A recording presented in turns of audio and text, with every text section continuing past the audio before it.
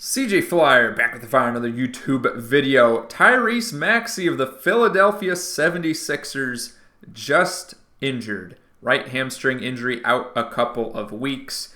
And oh boy, are the Philadelphia 76ers in trouble right now. Taking a look at the standings in the Eastern Conference, 76ers worst team in the East and tied for worst team in the NBA with the Bucks and the Utah Jazz out in the West. It's not a good sign of things to come, that is for sure. There's a lot of parallels now to that 2020-2021 Brooklyn Nets team where their best three players in Kyrie Irving, James Harden, Kevin Durant, any of those ring a bell? They were out, whether it be due to suspensions, due to injuries, due to poor conditioning, or what have you. We're seeing a lot of that now with this Sixers team. We got Joel Embiid with the suspension, with the injury issues. We got Paul George with his injury issues. Now we got Tyrese Maxey with his injury issues. How many games are all three of these guys going to play together at the same time before we get to the playoffs?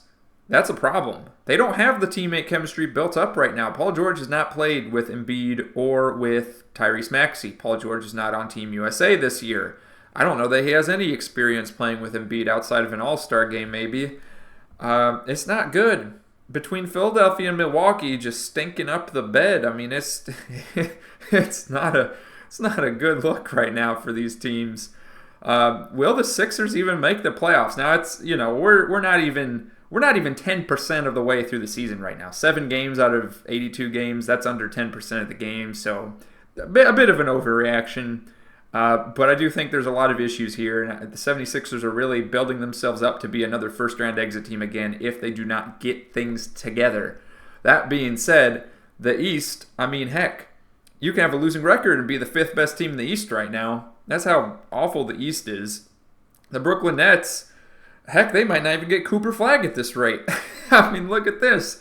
4th in the East, 4 wins, 4 losses. Look at the West in comparison. And you got teams that are championship contenders, arguably, or championship pretenders at the lowest. The Nuggets and Wolves, championship aspirations, they're sitting at 7th and 8th. That's how awful things are right now in the Eastern Conference. This might be an all-time low for them at this moment. So, do I think the Sixers will still make the playoffs? Yeah, probably.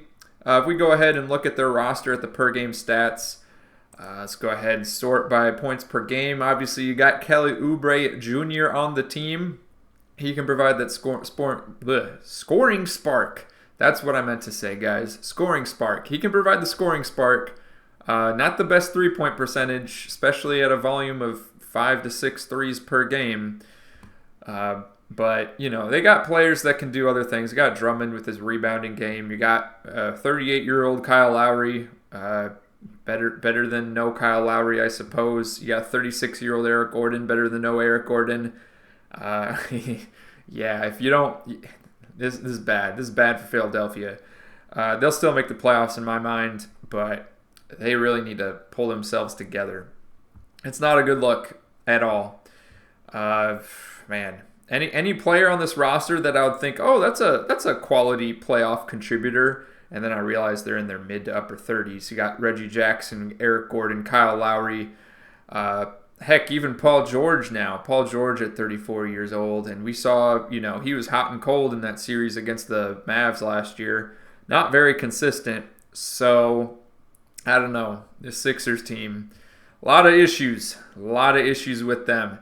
Moving on from the Sixers, we got 3 games tonight, and a couple of them, teams going on back-to-back games. So the Bulls just finished playing in Dallas, losing by about 20, and now they will have to go back home to play the Minnesota Timberwolves. That is a tough back-to-back.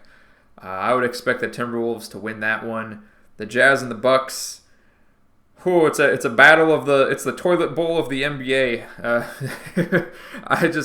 I don't know, man. I'll give this. Do the Bucks have any injuries right now? Hold up. Who's injured on the Bucks besides, of course, Chris Middleton? Giannis is still day to day. Man, the Bucks got the better players, I guess. I'm hesitant though. I said previously I'm gonna pick the team that's not the Bucks until the Bucks can prove they can actually win. I might go Milwaukee. I'll go Milwaukee today. We'll do it. Spurs and Blazers. Spurs played yesterday against the Rockets, I believe. Yeah, Rockets won by 27. So we will go ahead and give that third game tonight to the Spurs. So let's go ahead and mark these down. Timberwolves against the Bulls, Bucks against the Jazz, and Spurs against the Blazers. Now, like I said, we've been comparing our picks to the picks of FanDuel Sportsbook at the time of recording. Of course, I'm not promoting or I'm not encouraging you to use FanDuel Sportsbook or any sports betting or gambling site for that matter. I'm not partnered affiliated with any of them. If you're going to do it responsibly. Right now, we did have a 1-game lead. We're keeping a tally, not like the over under or anything. Just picking the winner. And right now we're tied.